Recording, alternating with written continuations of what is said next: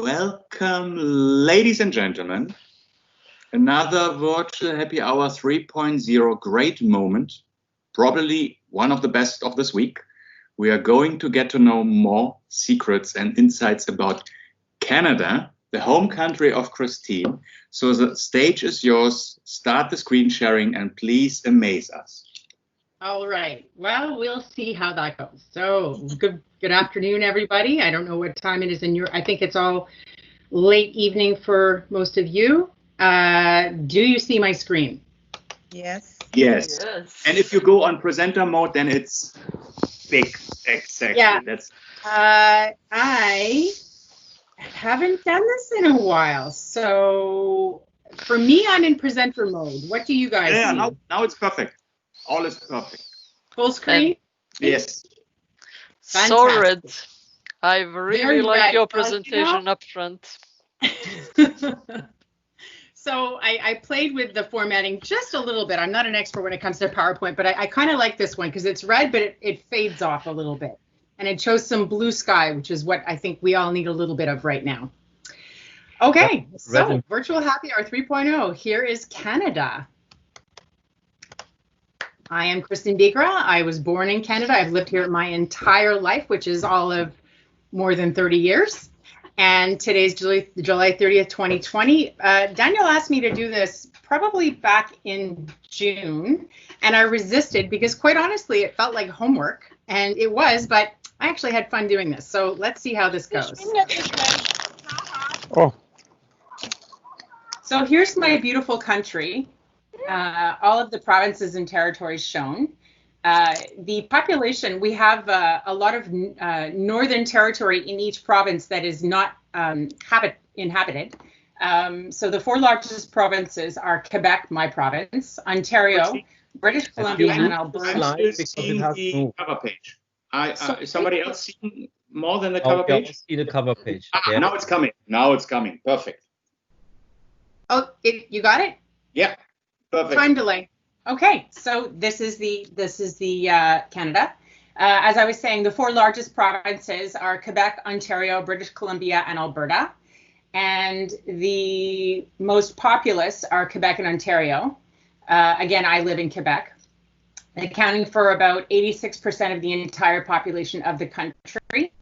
The territories, which are above, Yukon, Northwest Territories, and Nunavut, account for about a third of the area, but are home to very, very few people in comparison, 0.3 of its population. Switching screens, let me know when you've caught up.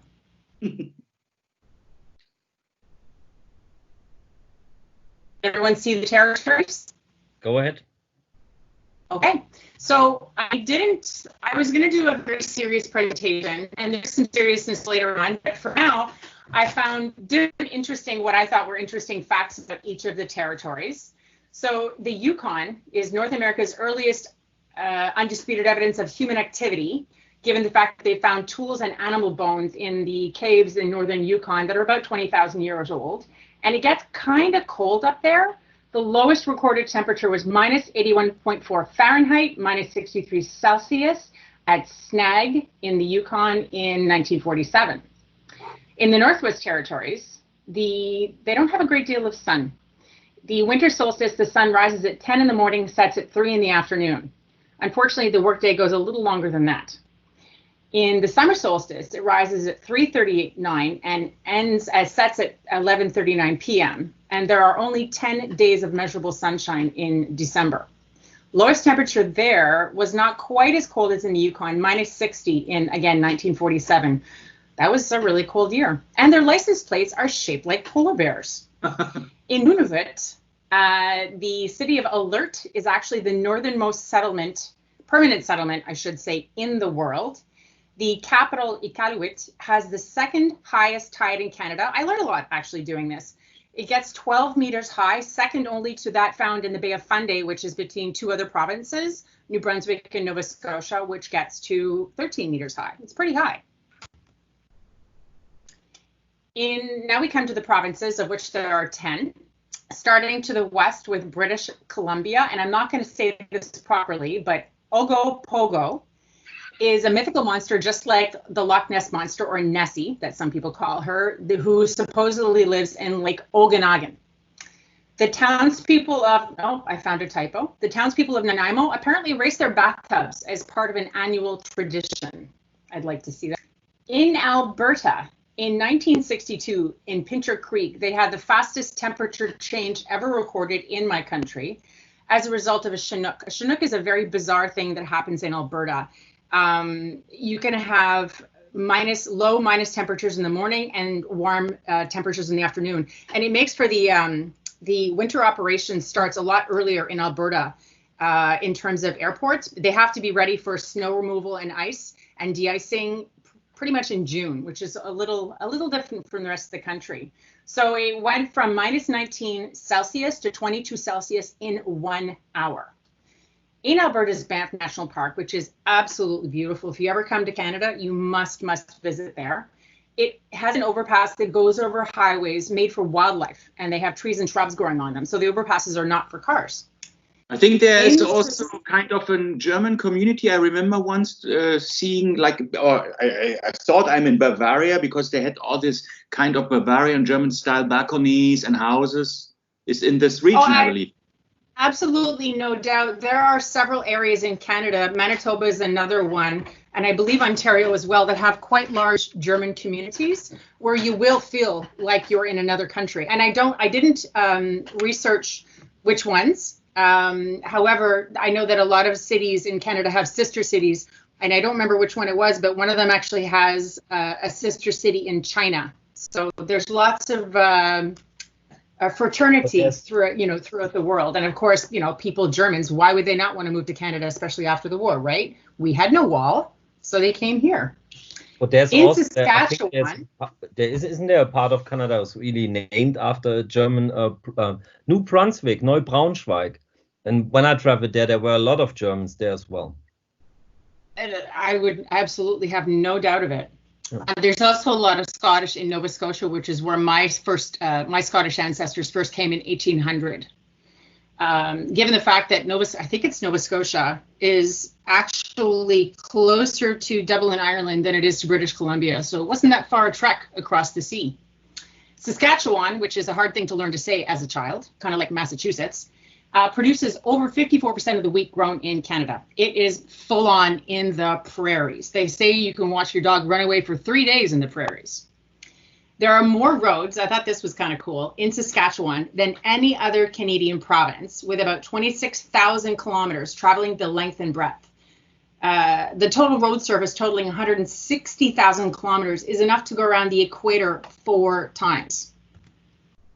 In lovely Manitoba, they have something called the Narcisse snake dens that apparently have more snakes in one area than anywhere else in the world. Haven't been there, won't be visiting. So apparently there's about tens of thousands of red-sided garter snakes that gather there every year.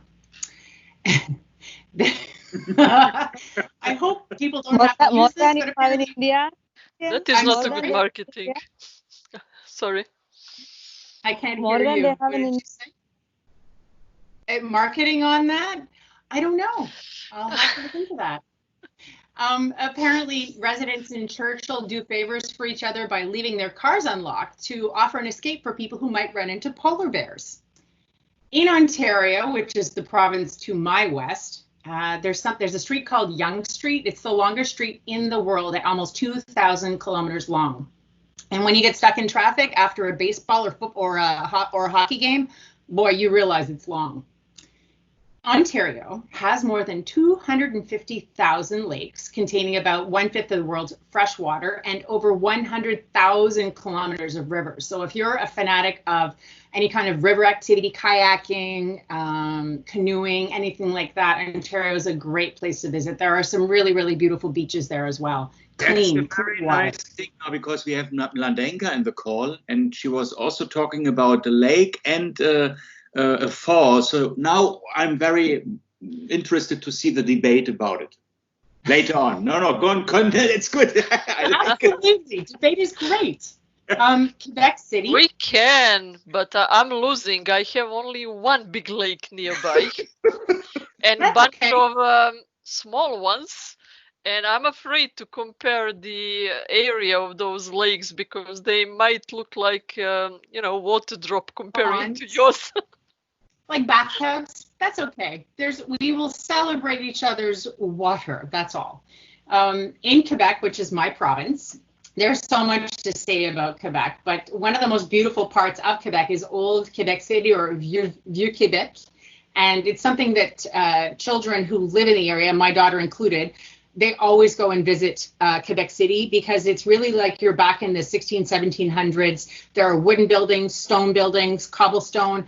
It's actually walled off, and I didn't include this, but it's the only walled off city north of Mexico. And is also a UNESCO World Heritage Site, so no one can change it. It will stay the same as it is. Christine, and I'm just realizing you are in deep trouble, because where's the French version of all this if you are from Quebec?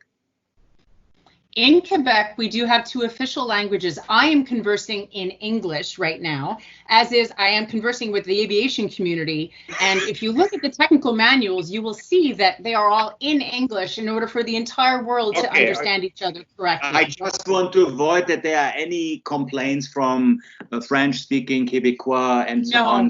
But we can also we can deliver the video maybe with French subtitles, if this is a compromise. Je peux bien faire ça, mais je ne trouve pas que c'est nécessaire pour aujourd'hui, mon ami. Très bien. Pourtant, si vous voulez une traduction, ça va prendre au moins 6 mois. So you're looking at 6 months for that. On va l'oublier. That will be remunerated also. Send me a bottle of wine or something. Come on. So in Canada, we are proud producers of maple syrup, and we actually have a backup plan in case the production fails, because we supply 70% of the world with their maple syrup, 90% of which comes from my country. And 2 years ago, I think I have the number wrong. So it's either 30 million or 3 million liters were produced. I do apologize for that. I will correct that in the presentation. In New Brunswick, which is now you're getting into an area called the Maritimes, because they are pretty much surrounded by water, although they are bordered by land with the exception of Prince Edward Island, which is completely surrounded by water. It's an island. So the Heartland Covered Bridge in Heartland, New Brunswick is the longest covered bridge in the world. It was built back in 1901 and spans 390 meters. And it originally was a toll bridge. I think it was about 1 or 2 pennies to cross the bridge. They had to pay for it somehow. And this I thought was quite funny. During the War of 1812, in Canada, we're considered quite friendly. New Brunswick and the state of Maine in the United States were on such good terms that New Brunswick lent them some gunpowder so they could celebrate the 4th of July, which made me think about the stories I've heard in Europe. I think it was it Christmas Day or New Year's Day, where 2 countries, the French and probably one of you can remind me who it was. They called a truce for the day so that they could each celebrate their own holiday, and there was no harm that they. And I do believe people approached each other in no man's land and were able to wish each other well. So it's nice to know that in 1917, I think the Germans and the French, I believe. There you go. First World War, yeah. Yeah. We have devolved since then, I think. And next slide. Now we're getting into Prince Edward Island. As I said, it is the only place in Canada, the only province that's completely surrounded by water. It's the smallest, but not the least important in land size, but it's also the most densely populated. It doesn't have the same uninhabited areas that the other provinces have. And between 1984 and 2008, it was illegal to sell pop in cans. Pop is what we call soda, or 7-Up, Coke, stuff like that, in the province, and all carbonated drinks had to be repurchased in fillable glass bottles. I wonder that other places might not go back to that, given what we've done to the environment. In Nova Scotia, in French, Nouvelle-Écosse or New Scotland, at the Bay of Fundy, you can actually run on the seabed. It goes completely dry for a period of time, but you have to make it across before the 100 billion tons of water rush back into the bay. So that's an activity to do when you go there. And this was notable, and I'm sure a lot of people have heard this before, that when the ship, the Titanic, struck an iceberg on April 14th, 1912, she was 700 nautical miles east of Halifax. So although the survivors were brought to New York, the dead were brought to Halifax and buried. 121 of them, some of whom unfortunately are still identified, are buried at Fairview Lawn Cemetery, and there's a permanent museum at the Maritime Museum of the Atlantic to commemorate these people. Newfoundland and Labrador, last but very not least, it was actually the last province to become part of Canada, although it was the first part to be explored by Europeans, I'm assuming, given the fact that it is the easternmost in the country. They say that it was settled by Vikings around AD 1000, and that there's evidence of a settlement that had been found at Las Omeros in the province. There are no snakes on the island of Newfoundland. So if you prefer no snakes, visit Newfoundland. If you're an amateur of snakes, go to Manitoba. And you have to go to Newfoundland if you want to kiss some cods. Yes, apparently. Kiss the cod. This is the serious part of the presentation. So we in Canada have our disgusting, horrific history with not treating our Native peoples with the respect that they are due. And I felt it was important to include this because you can't talk about Canada without talking about how our Indigenous peoples have the lives that they've had over our history. So they're collectively referred to as Aboriginal peoples. The Constitution Act of 1982 recognizes three groups being Indians, Inuit, and Métis. Métis is a French word. According to the 2016 census, there were 1,673,785 Aboriginal peoples in Canada, which accounts for only 4.9% of the total population. Out of that number, 977,230 people identified as First Nations people. First Nations are still defined as Indians in the Indian Act from 1985 and in the Constitution Act of 1982. They're diverse nations and people, and they represent more than 600 distinct First Nations, and they speak over 60 languages. Although, sidebar for a moment, English and French are the two official languages in Canada, and Quebec has made it its mission for my entire life to ensure that every single person who comes into the province of Quebec is obliged to have their education in French. So when you go into school, my daughter was able to go into a bilingual school, which is English and French, because I and her father both went to a high school that was considered Anglophone. So she had we have a paper that allowed her to do that. If you move to Quebec from Ontario, anywhere across the country, any other country throughout the world, you are obliged to go in, unless you have, a parent who previously lived here, you're obliged to go into French school, which makes it pretty difficult for someone who, has never heard a word of French. Although in kindergarten, the kids do tend to be like sponges and they do pick up languages quite quickly. But I found from speaking with many people throughout the course of time, who moved here as adults, it was difficult to come and learn French. They do offer French courses pretty much for free. But again, it's difficult to learn a new language when you probably already speak your native language and possibly English as well. So the fact that there are more than 60 languages spoken by our First Nations, none of which are recognized as an official language, and yet French is basically forced down people's, throats in Quebec has always been something that really bothered me, which sounds ridiculous because it bothers me. I can't do anything about it, but it's still, it's really unfortunate that the Quebec government has sought to protect their own language while denigrating others.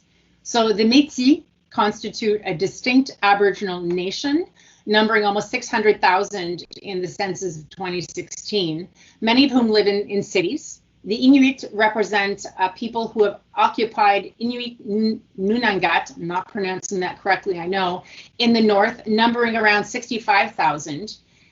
Indigenous peoples in Canada are represented by several different organizations across the country. They include, but are not limited to, the Assembly of First Nations, the Congress of Aboriginal Peoples, the Inuit Tapiriit Kanatami, the Métis National Council, and, I'm happy to say, the Native Women's Association of Canada. Canada's Constitution recognizes and affirms the existing Aboriginal and treaty rights of the peoples, and the Supreme Court has called the protection of these rights, and I quote, an important underlying constitutional value and another quote, national commitment. That's all well and good on paper, but in practice, it's really quite different. In 2007, Canada was one of the 4 states that voted against the United Nations Declaration on the Rights of Indigenous People, commonly known as UNDRIP. In 2010, the Canadian government announced its endorsement of the UNDRIP, and in 2016 reaffirmed its support, quote, without qualification. However, they have not ratified the International Labour Organization Convention 169, which is the major binding international convention concerning Indigenous peoples and tribal peoples, and a forerunner of the Declaration on the Rights of Indigenous Peoples. In November 2019, British Columbia, our province furthest to the west, became the first in Canada, and to my knowledge, the only, to enshrine the human rights of Indigenous peoples into law by unanimously passing Bill 41, which is the Declaration on the Rights of Indigenous Peoples Act. It aims to implement the United Nations Declaration on the Rights of Indigenous People by setting out a process to align British Columbia's laws with that declaration.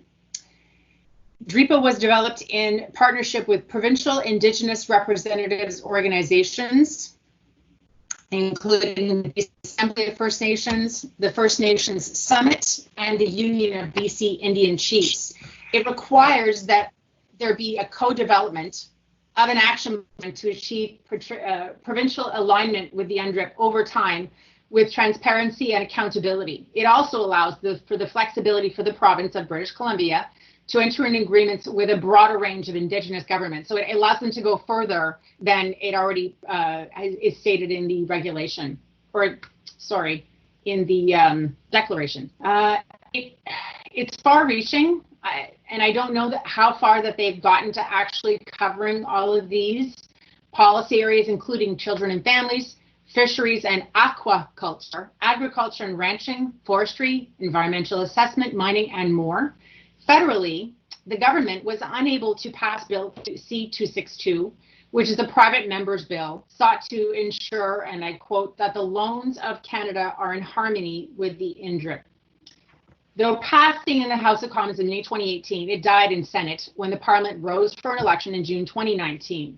That was during the first term of our Prime Minister Justin Trudeau. Following his re-election of him in the Liberal Party, the government again committed to implementing UNDRIP into federal law with Bill C-262 as the floor and a 2020 target for legislation. I don't doubt that COVID has delayed some of that, and they're slightly occupied with keeping people, not necessarily employed, but paying their bills right now.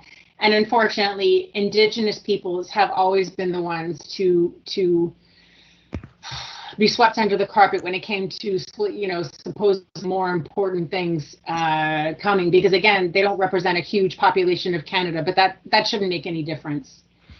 Canada, I thought this was interesting to note, introduced a new Indigenous child welfare law, Bill C-92, effective January 21st of this year, to create national standards on how the provinces and territories deal with apprehended Indigenous children and delineate jurisdiction for the governing bodies of the First Nation, Inuit, and Métis to pass their own laws governing their own child welfare systems that would supersede those of the provinces, territories, and the country. Indigenous people, and rightly so, have criticized Canada for failing to work in cooperation with their organizations to prepare the new law's implementation, though some have celebrated it as a good result of an actual collaboration between Indigenous peoples and Canada. September 6th of last year, the Canadian Human Rights Tribunal ordered federal compensation for First Nations children and youth removed from their homes by the child welfare system, and their parents and their grandparents who were affected, including in cases where the children were denied essential medical and other services. The ruling's been celebrated as a significant step forward, but again, not enough. The case was originally filed 13 years ago and is being challenged by Canada, by the country, to provide time for a judicial review aimed at quashing the compensation order. Indigenous child welfare advocates have accused the government of unjustifiably delaying the tribunal ordering distribution and pursuing child welfare policies which actively discriminate against Indigenous children and their families.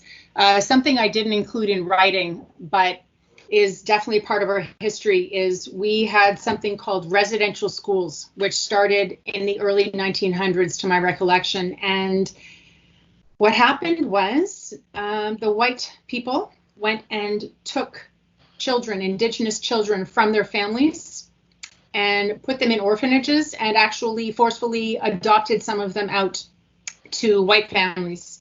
They in effect stole the children. Again, this is the serious part of the presentation, but it's not something that we should pretend didn't happen. There's something called a Truth and Reconciliation that I don't think has been fully passed yet, whereby we have Canada has at least owned up to the fact that this happened, that hundreds of thousands of families were decimated by this horrific act, and the treatment of the children in the residential schools is similar to the scandal with the Catholic Church and how some of the children, many of children and youth were treated by the priests. There was abuse of all different kinds. So fewer than 1 in 5 Indigenous peoples in Canada are fluent in their traditional languages. And I mentioned earlier, there are over 60 different languages spoken by Indigenous peoples in Canada. Many of the languages face an imminent threat of extinction because they're not taught. They've not been carried through the generations. In June 2019, Canada passed Bill C-91 to respect Indigenous languages, to ensure that the governments provide long-term sustainable funding of the languages, establish an Office of the Commissioner of Indigenous Languages, and facilitate collaboration between the country, provinces, territories, and the Indigenous governments to support these languages. I really don't know how far they've gone with that either. In 2017, Canada passed Bill S-3 to eliminate continuing sex-based discrimination within the Indian Act. The bill extends government-recognized Indian status, which is important because if you don't have your Indian status as an Indigenous person, you don't have the rights that are afforded you under that eligibility. So there are descendants of women who lost status due to historic policies discriminating against them and their descendants going back to 1869. In January 2019, the United Nations Human Rights Committee released an 18-page decision calling on Canada to remove this discrimination and to ensure that all First Nations women and their descendants are granted Indian status on the same footing as the men and their descendants. I guess let's face it, if you're the child of a woman with no status, that child is not getting the rights due them. That goes for clean drinking water and education and healthcare and you name it. In August 2019, following calls to action by the Union of BC Indian Chiefs and other Indigenous organizations, Crown Indigenous Relations Minister Carolyn Bennett implemented the final provisions of Bill S-3, removing the cutoff of 1951. So she extended the eligibility of Indian status to possibly hundreds of thousands of people. The act sets the necessary process in motion to eliminate sex-based discrimination, which for decades stripped Indigenous women and their descendants of their status if they married a non-Indigenous man, while simultaneously not applying to Indigenous men who married non-Indigenous women. The stripping of Indian status from Indigenous women and their descendants has denied these individuals to their rights, access to their culture, communities, amenities, and services. In June of last year, Canada declared, along with a lot of other countries, a national climate emergency, echoing many of the same declarations by the provinces, territories, cities, and the Indigenous governments. The declaration does not commit the federal government to any actions or monetary expenditures other than recommitting Canada to meeting its national targets under the Paris Agreement and to support actions which meaningfully reduce greenhouse gas emissions. Some Indigenous organizations have criticized the federal declaration as empty, aspirational words as the government continues to pursue the development of its fossil fuel resources. So traditionally, Canada goes off and makes agreements with different oil and gas companies without consulting the indigenous peoples on whose land these agreements will impact.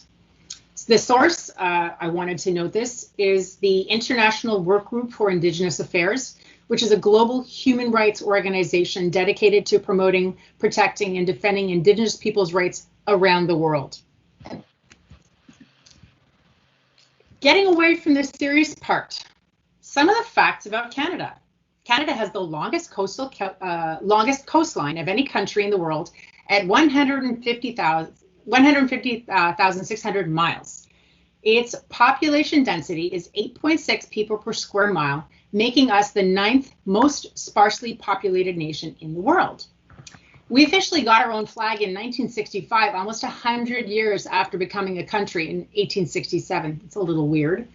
And I don't know how many of you know this, but the famous Canadian introduction A is listed in the Canadian Oxford Dictionary as a valid word. Unfailingly, as soon as I get on the phone or a Zoom call or speak in person with someone from the United States, the word A will come out of my mouth.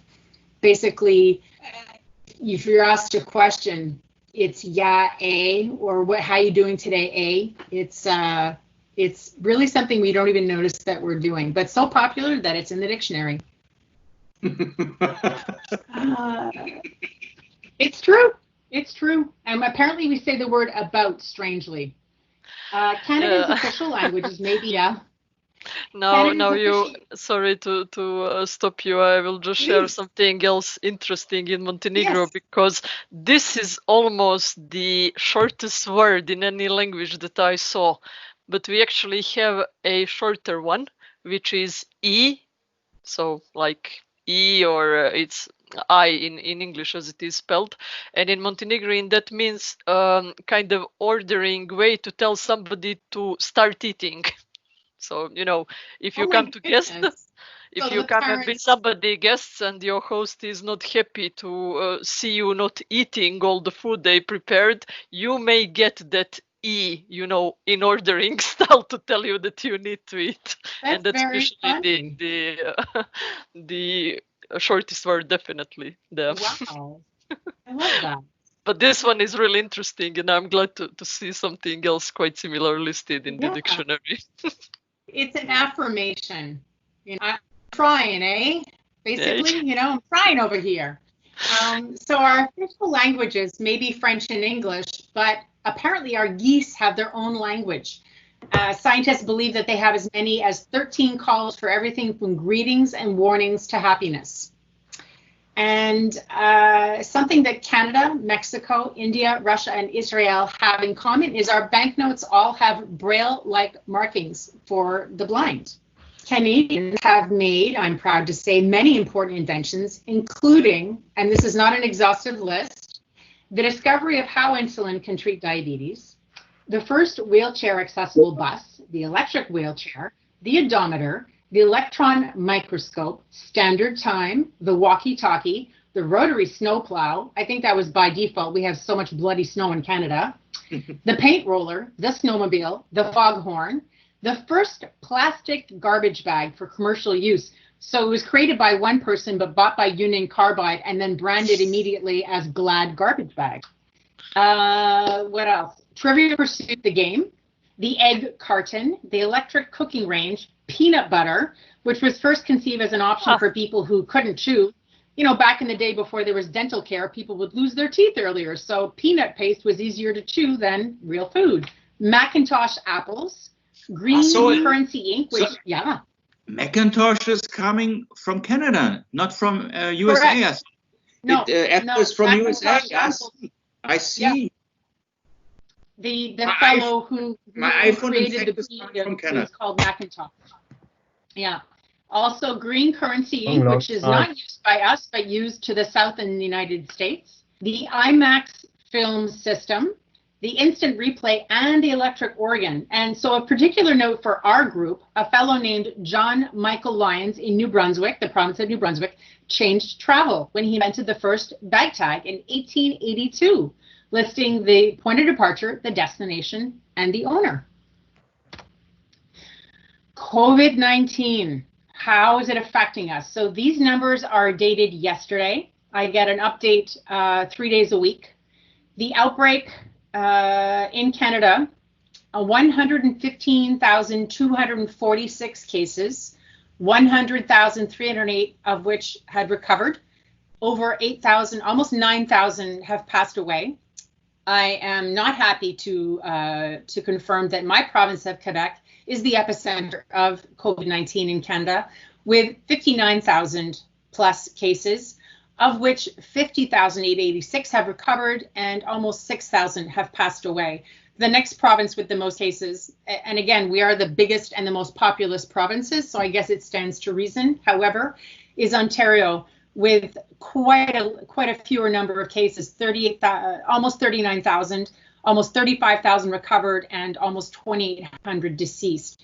In Nunavut, you'll see on the map, 0 cases. They had a presumed case at one point, but it was a false alarm. Northwest Territory, 5 cases, 5 recovered. Yukon, again, the territories, 14 cases, 11 recovered. They note Trenton because it's a Canadian Forces base. They had 13 cases. That's in Ontario, southeastern Ontario. 13 cases, all of which have recovered.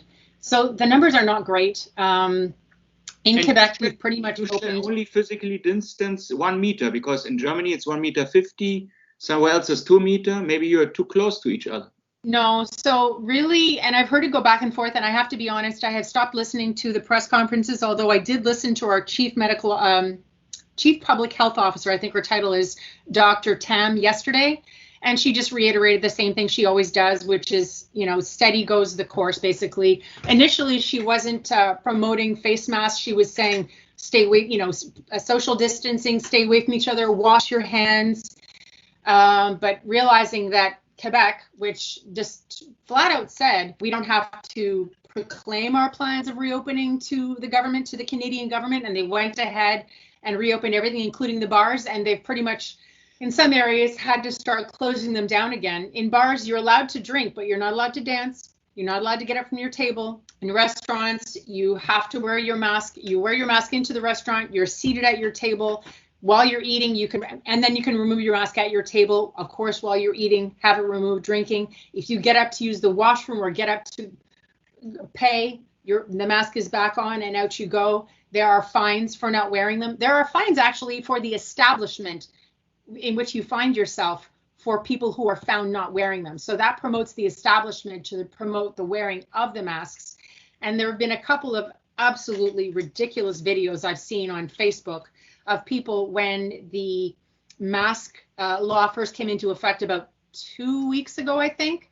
There was this guy in a coffee shop, Tim Hortons coffee shop, who was refusing to wear his, and his girlfriend or partner who also refused to wear hers. And they were just absolutely, I was horrified to be of the same, province as them. They were saying it's ridiculous. They don't have to do what they want. And the police went a little bit overboard, and I think there were 3 or 4 of them that ended up taking the guy down. It was just ridiculous. But for the most part, in which I've been reading on social media, in Quebec at least, people are wearing their masks. And when it comes back to the 1 meter versus 2 meters, I don't know where we're going with that. I've been telling my daughter and all her friends and anybody, who starts talking about it, that 2 meters is really ideal. To me, the further away, the better you are, then the least chance you have of contracting something. And even better, as this graphic shows, if you're going to be close to each other without masks, then you have a higher rate of contracting it. And if you're both at least 1 meter, my preference 2 meters apart with masks, then you shouldn't. And I don't know if you guys have seen anything, people demonstrating the efficacy of masks, but I saw someone put powder in his mouth yesterday. This was a little over the top. It was to sell a mask. Put powder in his mouth, put his mask on, and then basically blow all the powder out. None of the powder escaped from around the mask. And he took his mask off and showed you that it was there. And so it's to prove that, and this was just in a cotton non-medical mask. Those are the ones that I'm wearing. They're quite warm to wear when you're in a store.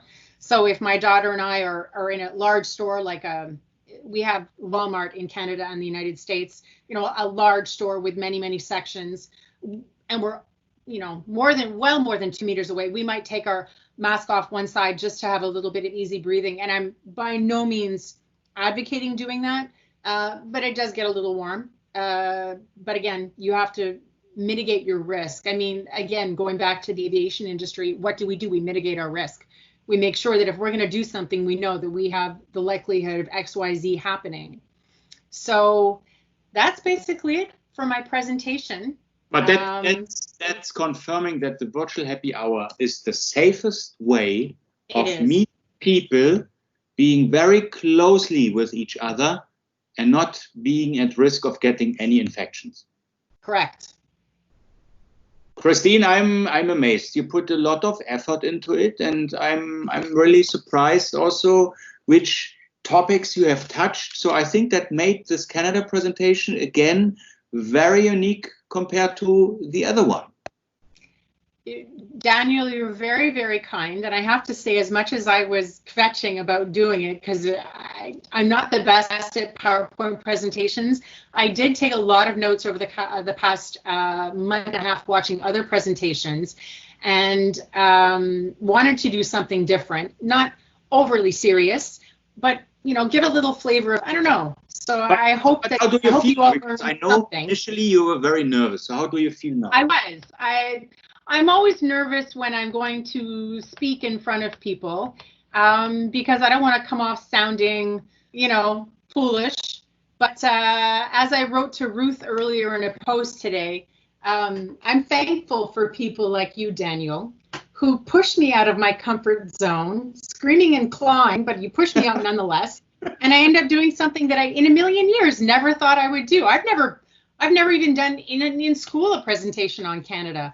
Presentation on my province, maybe my genealogy and how it relates to the country, yes, but never. So yeah, it's interesting because I remember also Zoran from Serbia. He was also very, very nervous. I don't know, Mladenka, you made also Montenegro, and without putting any pressure now on Fatima, who's going to make Portugal, we have no pressure, Fatima. No pressure at all. I don't feel pressure. The date. I think I'm also, going to give a date. I understand the pressure everybody's feeling, because talking about his own country is special, because you don't want to make a mistake, you want to touch everything and so on. So I can completely feel with you, because it's special. It's like being a sportler at the Olympic Games and representing the country. Yeah, that's, I think, the same. Yeah, I didn't want to trip on just before the finish line. That's true. Well, I mean that it's impossible that you present everything about your country, of course, and that's why sometimes you get nervous. What should we choose? What should we present? What can we say? And I think that Christine made a very good option, because she gave another view about the presentations that we have until now. Mm-hmm. And so I now I'm more confused. I don't know what to do anymore. But okay, no, but that it was a joke. It was very nice, because it was very interesting to understand and to learn about Canada history, and it was very, very good. I liked it very much. Thank you, Christine. And so now I feel pressure from Daniel and everybody to give a date. I'm going to give a date, of course. Next week is already closed, because next week we have big time. We have India and Venezuela. Yes, I saw. Yeah. Maybe the week after or the week after. You cannot do 21 when Portugal is losing the European champion title. Then it's too late. Yeah. Okay. No, I don't care about that. Don't worry. We had already. You can. So it was already. Over it, and you look in your calendar. Yes. You let me know. But I think I will send you 2 or 3 dates so that you can choose according to the agenda that we have already scheduled as well. And you know why Portugal is a very important country for me. You told me, yes, because this is it is where you asked your wife to marry you, right? Exactly. So. Exactly. Oh. Exactly. Yeah. That's why Portugal is very important for me. Okay, great. Very good. You have to tell us more. I'm glad that you contributed for your happiness. When we are having the Portugal presentations, then you have to tell us more about that. Absolutely. Yes, of course. And then he's going to tell us where it was and things like that. And it's going to be interesting, I hope. But Christine, what I like very much is because you touched an area which many other people would maybe try to avoid, is this indigenous thing, because that's very, it's maybe controversial for some people and so on. It's kind of a minefield because you want to bring everything in the right, but I think you touched it very well and awesome. No, very much. I liked it very much. Yeah, it was right mixed with contents, Christine. I'm sorry, it was a nice mix of content. Thank you, Anuka. It was the right mix with contents. Right mix with contents. You covered everything in the right proportion. So it's like a nice recipe. And I called in also Mr. Markus Puffer, our Austrian weapon, because he is having a very tight relationship with Air Canada, because he is our head of the loyalty systems. And Air Canada is one of our customers. So next time he's going to Montreal and meeting some Canadian colleagues, he is very well informed now. He can now touch all these things, isn't it, Markus? Absolutely. No, it was interesting. And as you said, Daniel, the topic that you chose about the indigenous people gave many insights actually about how many there are, the issues that they have and they had to go through, and the political challenges. Quite interesting. Not a topic that we usually learn a lot about. I don't know if I can use that as knowledge when I go back to Canada, but for me personally, it was very informative. I think it's a question of being sensitive to the fact that you don't know. I mean, one of my former colleagues told me that he is Mi'kmaq, which is a people that I think primarily are in the Maritimes, although I think his family was from the West. I mean, it's not something you would know to look at him. You would have no idea. But the diversity and inclusion group at Air Canada in the past several years have become very serious about introducing or giving us a view into different issues. And there was a Dr. Linda Manyguns. She's from Blackfoot Nation, I believe in Alberta. She came and spoke to basically whoever wanted to come and listen about how we need to be sensitive to and think about the concerns of Indigenous employees and how their motivations are different, how family is very important to them. So, for example, a parent, if you lose a parent, your bereavement leave, I believe, is 5 days. A parent, a sibling, if it's an uncle or an aunt, it's much less. But in the Indigenous communities, family is extremely important, and their culture and their traditions are very specific with how they grieve their family. And 2 days may simply not be enough. And so it's very important to, although the corporate policy states 2 days, there's always leeway given by the direct manager in order to give someone time off where there isn't any in the policy. For example, if it's a cousin, but what if it's a cousin that you grew up with because you lost your mother when you were an infant and you live with them? It's very different. So that was a very interesting view into how the white man culture simply doesn't account for how different employees live their lives, really.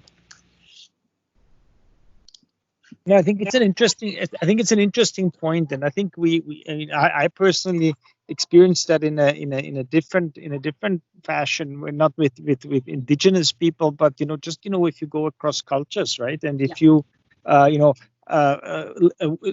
basically working and living with a big Indian community, which IBS is, fortunately, right? And you come from the outside, you realize that there's different values, right? That the family is much more important than the individual, and that cases like mourning and bereavement are treated or need to be treated differently, right? And then, when something happens to a family member, that is, of course, more important than anything else, and nobody asks about it, right?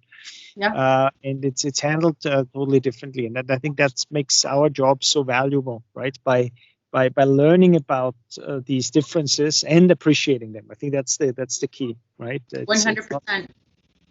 Yeah. If you don't know something exists, you can't react to it. You can at least even take it into account. You may not feel comfortable to speak about it, but it's good to have that knowledge in your head, But I think that's a privilege, actually, to work in this industry, actually, to travel around the globe and to work with different people from different cultures.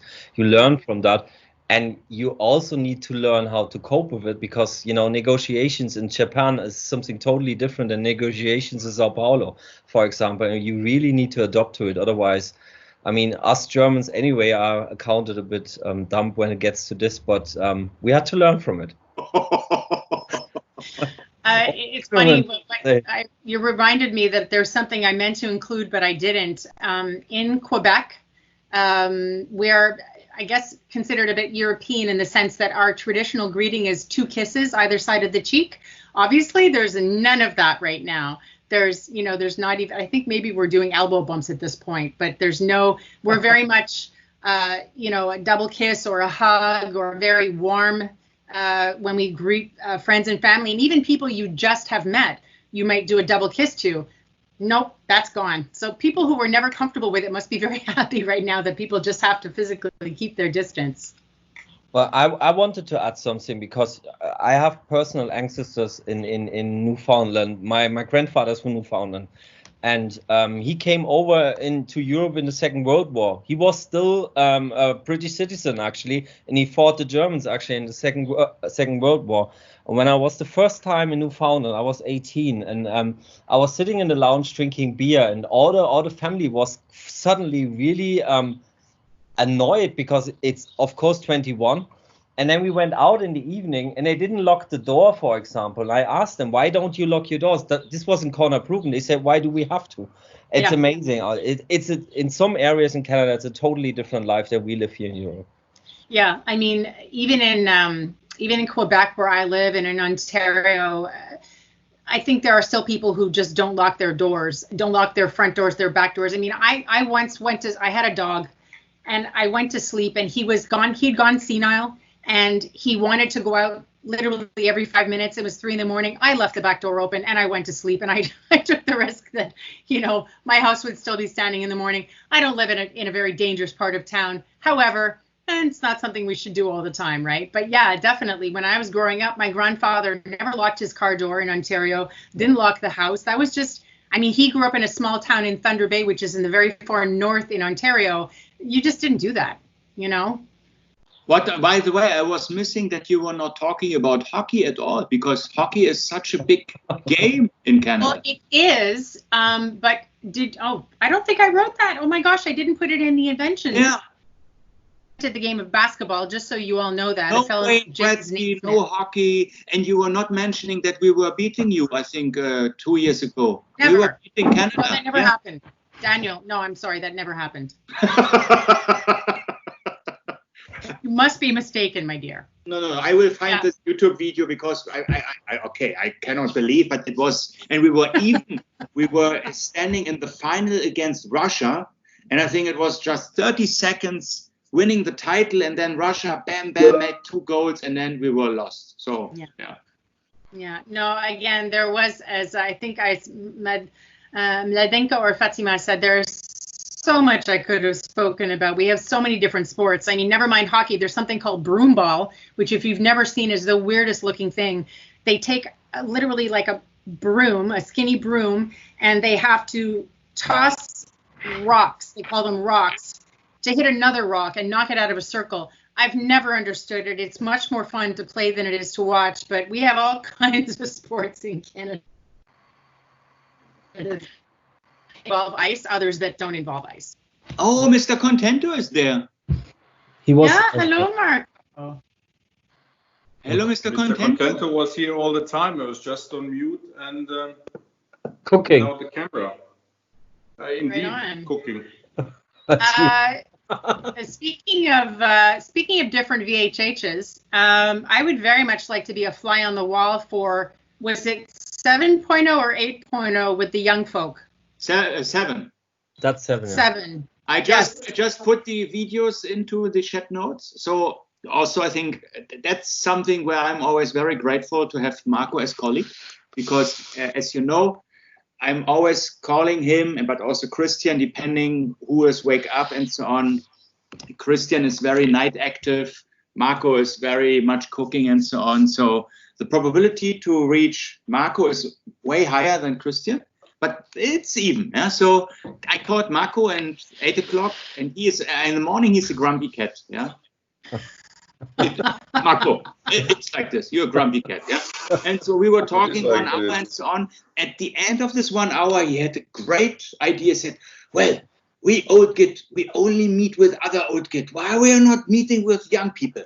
And that was the birth of VHH 7.0. And we had the first session this week. Was really amazing. And that's also something for everybody of you. If you know, and that's the critical thing, 4 criteria need to be met. Upbeat, positive, smart, and enthusiastic young people from, what is this generation called? Generation Z? Or what is Z? If you know people who meet these 4 criteria, and we are very strict. We had the first session, only 3 qualified for the next step. The others didn't speak up and so on. So please spread the word. We had really fantastic people there. I think some of them also qualify for the aviation women's panel, because very vocal, very active. Except for the one guy, he was too male. Yeah, that's true. Yeah. So please share the word, because I think that's something which is also inspiring for all the elderly people in our VHH. And we need fresh blood, and we can learn also from them. And the interesting thing is, we agreed with the freshers, as they are called in India, so the young talents, to make an VHH 9.0, which means they are hosting the session, they speak about them, and then they invite some old git, and then they speak, I don't know, TikTok, Instagram, Snapchat, all this stuff, I don't know. I just learned this means, what does it mean, okay, or something? So things I don't understand. So that will be fantastic. They are just preparing things. Maybe we start next week already with that. So VHH, we are almost 2 digits. I don't know what is 10.0. If you have a suggestion, just let us know. Maybe we'll do a 45 minutes complete silence, just watching it, staring at each other's faces, and then trying to see who blinks first. Just because this afternoon I killed the silence after 10 minutes. Yeah, that was indeed. Wow, that was a good test. What are you cooking, Marco? That looks really good. Yeah, that looks really nice. Berries. Jam. Oh. Okay. Out of what? What do you call them? Not blackberries, brumbleberries? Yeah. Mm-hmm. Ah, They nice. look like blackberries, though. I'm eating them in the morning with porridge. Yeah, so am I on the toast. Lots of antioxidants, I think, right? Yeah, but it's way easier. You just take a mixer and then it's done. So, but okay, everybody. Yeah, but see, my father-in-law, this is only what I got today. Oh, beautiful. You go every day? You go and pick up every day? No, every other day. And then there's Yesterday, I think, or day. Yeah. Wow. These things, they look completely harmless, but they're absolute devils. So that's what we did in India. The 3 chilies I had to eat. Oh goodness, we should share those photos once. Goodness. I will never forget that night, my whole life. Oh. What happens in wherever it was stays in wherever it was. Just call it Vegas. What happens in Vegas stays in Vegas. It's an all-encompassing expression. What happens in Sao Paulo stays in Sao Paulo. Exactly. Yeah. Genau. But the chili one was a really good challenge, actually. Yeah. So These things here are pretty damn close. So I think it was a fantastic virtual happy hour 3.0. I will rush, Christine, because now I will download the video. I will push it out in your answer to Ruth.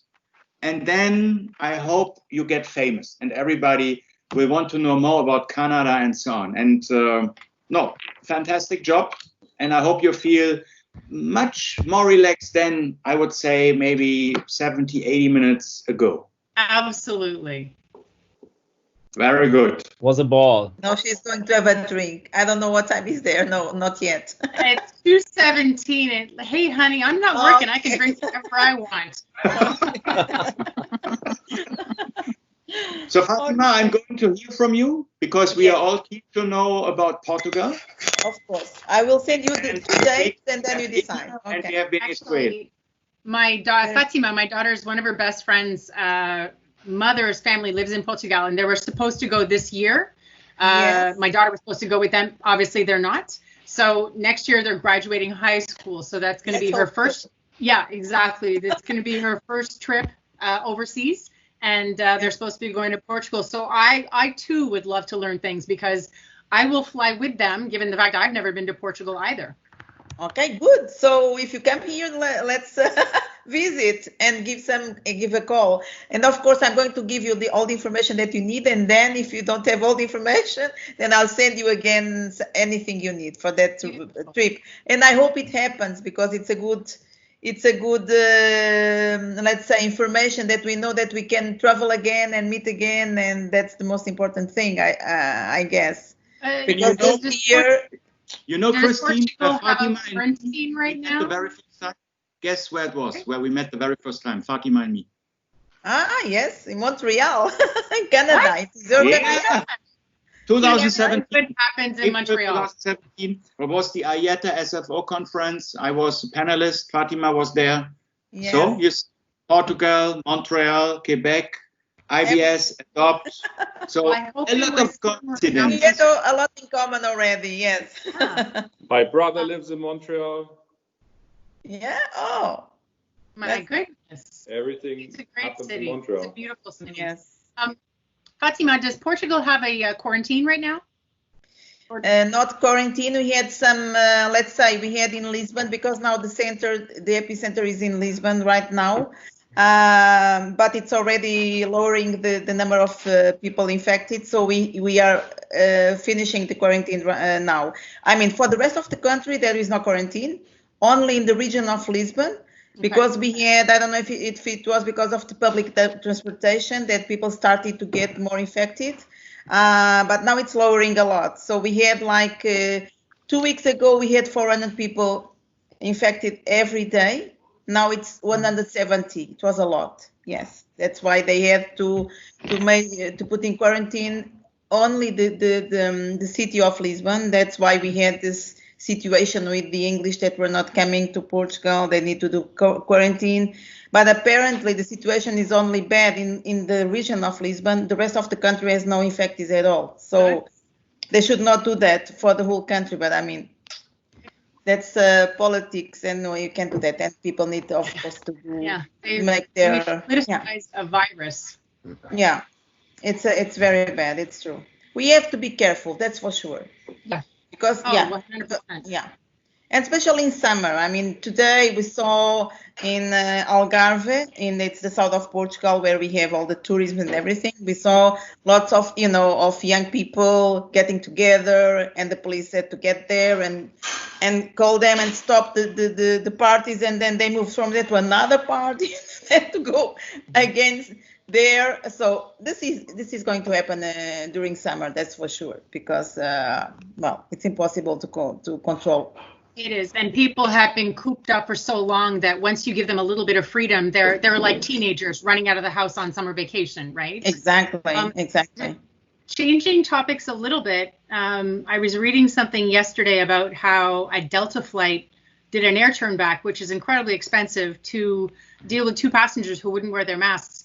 Have I missed something? Have I missed news? Transport Canada declared masks mandatory on board in April.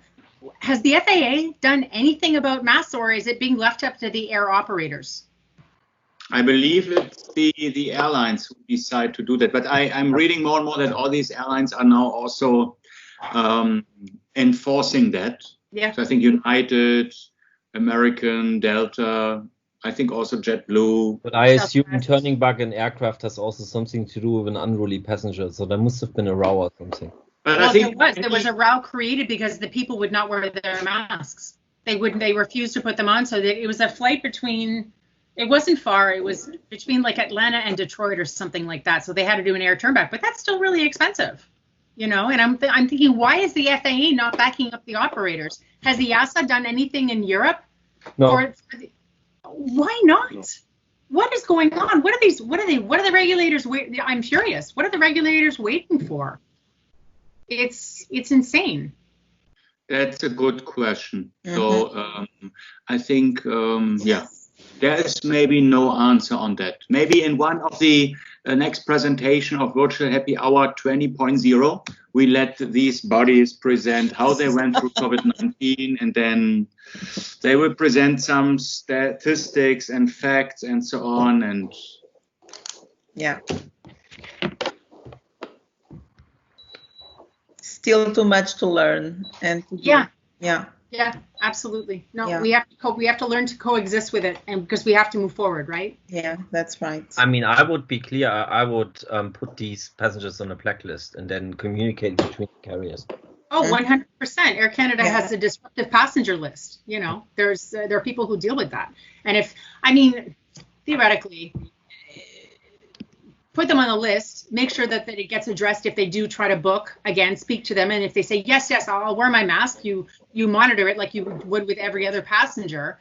But it's, you know what, it makes me wonder if there are any articles out there or studies or what it was like when passenger seatbelts were made law in Canada. Even in Quebec, you did not have to wear a passenger seatbelt in the rear seats until maybe 10 years ago, something like that, whereas Ontario made it law much longer ago that in the back you had to. But I'm talking in the front seat when passenger seatbelts were first introduced, they must have gone through the same difficulties to have people comply. That's true.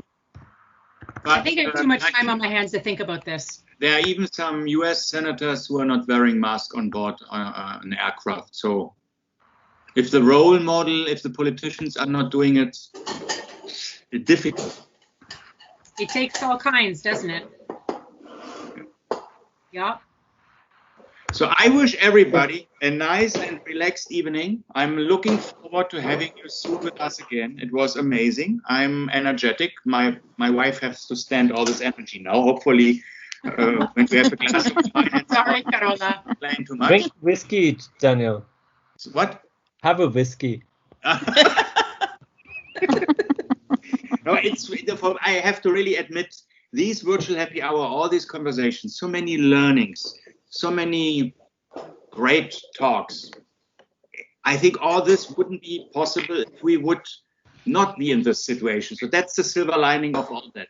And that's true. I hope in hindsight, let's say 2 years, 3 years in the future, we all say, wow, was it amazing? Because, and then we can all tell our stories, what happened then, and so on and so on. And Daniel, I have the idea for Virtual Happy Hour 10.0. I will tell you after. Good. Okay. Very good. So, thank you very much. Okay, thank you. Have a nice Thank evening. you, everybody. Thank you, Jam is ready. Christine. Bye-bye. Thank you. Bye-bye. Bye-bye.